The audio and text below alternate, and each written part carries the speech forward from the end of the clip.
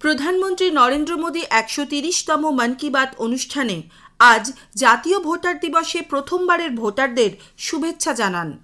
প্রধানমন্ত্রী তরুণদের প্রতি আহ্বান জানিয়ে বলেন, ১৮ বছর বয়স হলেই তাঁরা যেন অতি অবশ্যই ভোটার হিসেবে নিজেদের নাম নথিভুক্ত করেন। ভোটাধিকার পাওয়া যে কোনো ভারতবাসীর জীবনে এক মাইল ফলক, তাই এর জন্য উৎসব পালন করা উচিত বলেও তিনি মনে করেন।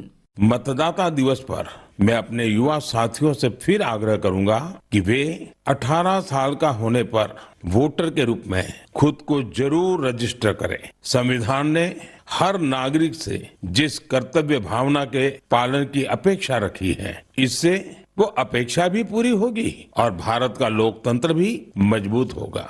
রাজ্যের প্রাক্তন মুখ্য নির্বাচনী আধিকারিক দেবাশিস সেন আকাশবাণীকে বলেন, সরকার গঠন করতে নির্বাচনে অংশ নেওয়া প্রতিটি নাগরিকের, বিশেষ করে তরুণ প্রজন্মের অবশ্য কর্তব্য। ন্যাশনাল ভোটার্স ডে হচ্ছে গণতন্ত্র দিবসের প্রাক্কালে, আগের দিন, কারণ গণতন্ত্র দিবসেই আমাদের সংবিধান শুরু হয়েছিল। সুতরাং এই সংবিধান থেকেই কিন্তু সবকিছু ফ্লো করছে, সমস্ত ভারতবর্ষে সবকিছু, এবং সেখানেই থেকেই আমাদের ভোট দেওয়ার অধিকারটা জন্মাচ্ছে। সুতরাং আমি সবাইকে বলবো, প্রথমে রাখতে হবে ভোটার তালিকায় নাম উঠলো কিনা, এবং তারপর মনে রাখতে হবে সকালবেলা থেকেই লাইনে দাঁড়িয়ে সকাল সকাল ভোটটা দিয়ে দেওয়া খুবই জরুরি। আমি আশা রাখবো সকল নতুন ভোটাররা এটা পালন করবেন আমাদের ভারতবর্ষ দেশের জন্য। মন কি বাতের এই পর্বে প্রধানমন্ত্রী শ্রীঅন্ন বা মিলেট উৎপাদনে দেশের মানুষের আগ্রহ বৃদ্ধির কথা তুলে ধরে বলেন, 2023 ছিল মিলেট ইয়ার। আজ 3 বছর বাদেও মিলেট নিয়ে দেশ এবং সারা বিশ্বে আগ্রহ ও দায়বদ্ধতা বেড়ে চলেছে।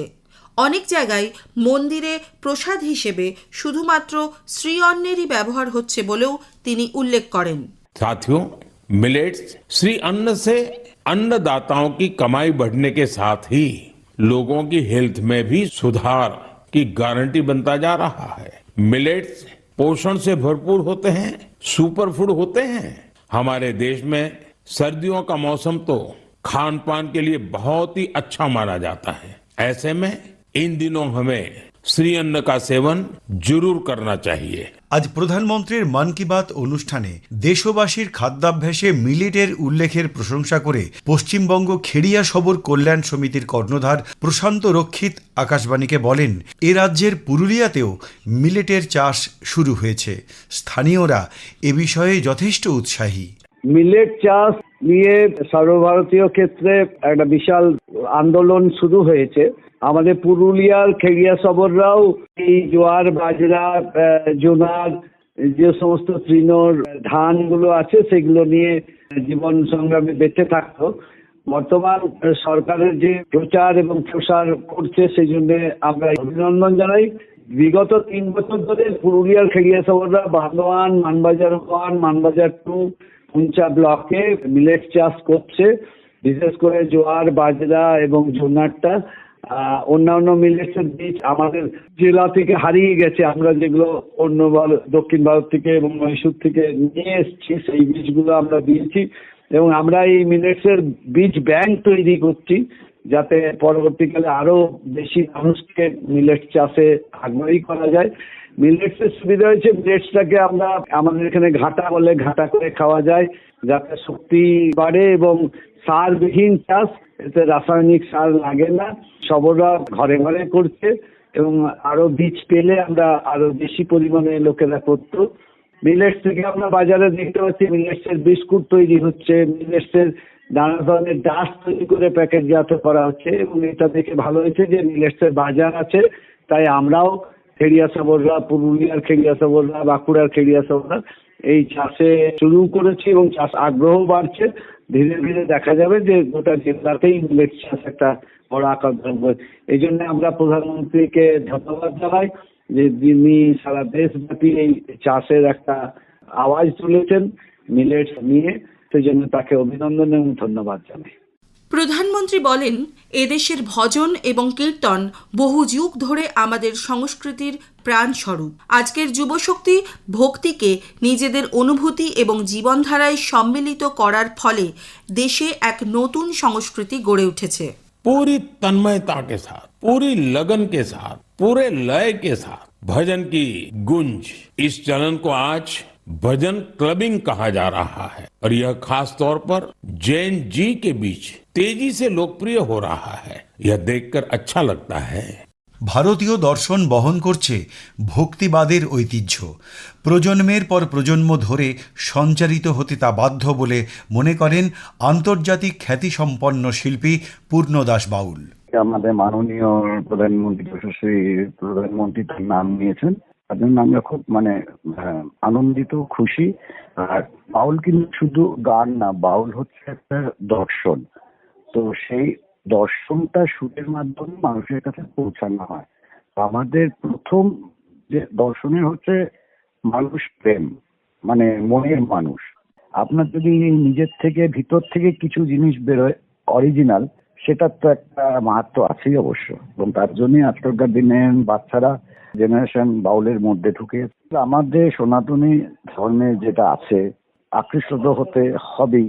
ওরা যখন এই বাউলের গানের ফিলোসফির মধ্যে, দর্শনের মধ্যে ঢোকে, তখন কিন্তু তারা তার মধ্যে থেকে অনেক জিনিস পায়। তাই জন্যই তারা কিন্তু আকৃষ্ট হচ্ছে। এবং আপনি দেখুন, আগে শুধু কয়েকটা মেলা হতো, জয়দেব, রামকেলি, এরকম কয়েকটা সতীমান মেলা। এখন দেখুন কিন্তু কলকাতাতে পাড়ায় পাড়ায় বাউল মেলা হচ্ছে। তার মানে কি, মানুষ এটাই আর কি। তো শুনে খুবই ভালো লাগলো যে নিজেকে ভালোবাসতে শিখুন, তাহলেই আপনি অন্যকে ভালোবাসতে পারবেন। শ্রী মোদী মনে করেন ভারতের পরিবার ব্যবস্থা এবং সামাজিক শক্তি একযোগে মিলিত হয়ে অনেক বড় বড় চ্যালেঞ্জের মোকাবিলা করতে সক্ষম। নিঃস্বার্থ সমাজ সেবার উদাহরণ দিতে গিয়ে প্রধানমন্ত্রী আজ এ রাজ্যের পূর্ব মেদিনীপুরের ফরিদপুর গ্রামের বিবেকানন্দ লোকশিক্ষা নিকেতন সংস্থাটির কথা উল্লেখ করে জানান, এই সংস্থা গুরুকুল পদ্ধতিতে শিক্ষাদানের পাশাপাশি শিশু ও প্রবীণদের দেখাশোনা করারও দায়িত্ব নিয়েছে। पश्चिम बंगाल के पूर्व मेदिनीपुर के फरीदपुर में इसका नाम है विवेकानंद लोक शिक्षा निकेतन। ये संस्था पिछले 4 दशक से बच्चों और बुजुर्गों की देखभाल में जुटी है। गुरुकुल पद्धति की शिक्षा और टीचर्स की ट्रेनिंग के साथ ही ये संस्था समाज कल्याण के कई नेक कार्यों में जुटी है। বিবেকানন্দ লোকশিক্ষা নিকেতনের সম্পাদক গৌতম কুমার শাসমল তাঁদের সংস্থার কাজ সম্পর্কে আকাশবাণীকে জানিয়েছেন। আমাদের সংস্থা 1982 সালে রেজিস্ট্রেশন ভুক্ত সোসাইটি অ্যাক্ট আছে, ঠিক আছে? ওই সংস্থার ভেরিয়াস কাজকর্ম চলে। তো আজকে মন কি বাত প্রধানমন্ত্রী আমাদের এই জন্য নাম দিয়েছেন, আমরাও খুব আনন্দিত এবং গর্বিত। তো এই সংস্থার মূলত আমরা সমাজে অবহেলিত এবং নির্যাতিত এবং খুব অসহায় মহিলা এবং শিশুদের নিয়ে কাজ করি, প্রতিবন্ধী শিশু ও মহিলাদের নিয়ে। আমাদের এখন বর্তমান এই সংস্থার অধীনে 5 ধরনের হোম আছে, যেটা সেন্ট্রাল এবং স্টেট শেয়ার মিলে আমরা ফান্ডিং। ওল্ড এজ হোম বা বৃদ্ধাবাস যেটা আমরা বলি, ওল্ড এজ হোমে 25 জন বৃদ্ধা থাকেন এবং আমাদের লোকাল অথরিটি অর্থাৎ এসডি অথবা বিডিও এদের আমাদের বাচ্চাদের জন্য হোম আছে। ওটা হচ্ছে প্রথমত আছে আমাদের বোধোদয় হোম, ওটা মেন্টালি বয়েজদের জন্য 6 থেকে 18 বছর বয়স অবধি ওই বাচ্চারা আসতে পারে। ওরা আমাদের চাইল্ড ওয়েলফেয়ার কমিটি অর্ডার অনুযায়ী আসে। এছাড়া আমাদের আছে ওই মিশন বাৎসল্যের আন্ডারেই আছে, যেটা স্পেশালাইজ অ্যাডপশন এজেন্সি। 20টা বাচ্চা আমরা রাখতে পারি। সেই বাচ্চারাও আসেন যারা সমাজে অবহেলিত অথবা অ্যাবান্ডান্ড। মিশন বাৎসল্যের আন্ডারে আরেকটা প্রজেক্ট চলে ওপেন শেল্টার, বা যেটা আমরা নাম দিয়েছি মুক্ত নীল ওপেন শেল্টার ফর বয়েজ। সেখানে 25 জন বয়েজ বা বালক যারা ভবঘুরে বালক, কাঁথি মিউনিসিপ্যালিটির আন্ডারে আমাদের এই বালকগুলো বিভিন্নভাবে অস্থায়ীভাবে ওরা কাজ করে, গাড়ি গ্যারেজ, চায়ের দোকান বা রাস্তায় কাগজ কুড়ায়, বিভিন্ন রকম ভাবে ওরা জীবন জীবিকা নির্বাহ করে। তাদের জন্য ওপেন শেল্টার ফর বয়েজ, যেটা আমাদের এই বালকরা 25 জন বালক এখানে আমাদের হোমে আসতে পারে। সকাল থেকে সন্ধ্যা অবধি চলে এই সিস্টেম। ওরা এসে এখানে অবসর নেওয়া, থাকা খাওয়া নেয় অথবা কিছু পড়াশোনা সাপোর্ট দিই, যারা ওরা কিছুটা কাজের পাশাপাশি নিজেরা স্বনির্ভর কিছু হতে পারে। আমরা সব ধরনের সাহায্য চাই, বিভিন্ন মানুষের কাছে আমরা আবেদন রাখছি আমাদের সংস্থার আগামী দিনে আরো কাজকর্ম যাতে আমরা স্মুথ ভাবে করতে পারি সেই জন্য সমস্ত মানুষের সহযোগিতা প্রার্থনা। পরিবেশ সংরক্ষণের ভাবনা বহু স্তরে পরিলক্ষিত হচ্ছে। কোটি কোটি মানুষ এই অভিযানে যুক্ত হয়েছেন। এখনো পর্যন্ত দেশে 200 কোটিরও বেশি গাছ লাগানো হয়েছে, যা প্রমাণ করে পরিবেশ সংরক্ষণ নিয়ে মানুষ এখন অনেক বেশি সচেতন। মন কি বাতে প্রধানমন্ত্রী পরিবেশ সংরক্ষণের ওপর জোর দিতে গিয়ে এ রাজ্যের কোচবিহারের অধিবাসী বিনয় দাসের প্রচেষ্টার কথা উল্লেখ করেন। তিনি নিজের হাতে 1000-এরও বেশি গাছ লাগিয়েছেন। স্থানীয় মানুষ ও ছাত্রছাত্রীদের সঙ্গে তিনি মিলিতভাবে এই চেষ্টা চালাচ্ছেন বলে শ্রী মোদি জানান। एक व्यक्ति से, एक इलाके से, एक कदम से और लगातार की गई छोटी छोटी कोशिशों से भी बड़े बदलाव आते हैं। पश्चिम बंगाल के कुछ बिहार के रहने वाले बेनोय दास जी का प्रयास इसी का उदाहरण है। पिछले कई वर्षों से उन्होंने अपने जिले को हरा भरा बनाने का काम अकेले दम पर किया है। बेनोय दास जी ने हजारों पेड़ लगाए हैं। कई बार पौधे खरीदने से लेकर उन्हें लगाने और देखभाल करने के सारा खर्च खुद ने उठाया है। जहां जरूरत पड़ी वहां स्थानीय लोगों, छात्रों और नगर निकायों के साथ मिलकर काम किया।